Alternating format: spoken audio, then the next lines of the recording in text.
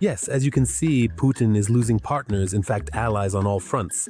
But there is one president far across the ocean in the Oval Office who, strangely enough, often supports Putin. He even put up a photo with Putin where they're in Alaska, right in his Oval Office, above the picture of himself with his granddaughter. How is that even possible? Where does this friendship come from? But that's a topic for another conversation. Now you'll find out the details. And now, friends, it's time for our regular segment, but why? So why does Trump so often really support Putin? Just because. Oh, no. Rumor has it there's a much more specific answer here. Here it is. So, Putin might have some serious compromising material on Trump at his disposal. A high-profile investigation by Politico is shaking up the information space. Yes, this is a very interesting and important topic. Well, let's start with this deadly little archive.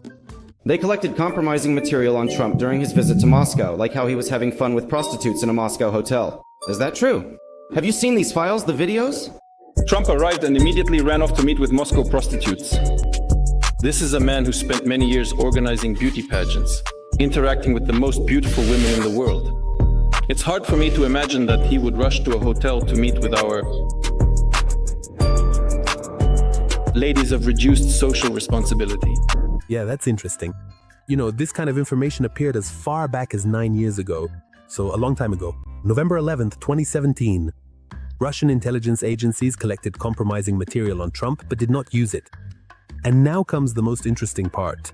This is Jeffrey Epstein, an American financier and officially registered sex offender.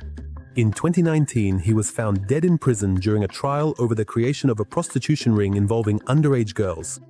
The photos allegedly also feature the president, that very same Donald Trump. There is actually a lot of material involving the current occupant of the Oval Office.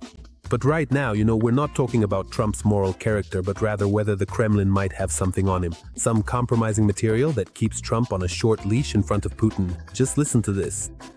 A year before his mysterious death, Epstein tried to reach out directly to the Russian Foreign Ministry and pass information about Donald Trump to Lavrov and Putin. This came to light after the Democrats in the US released his correspondence.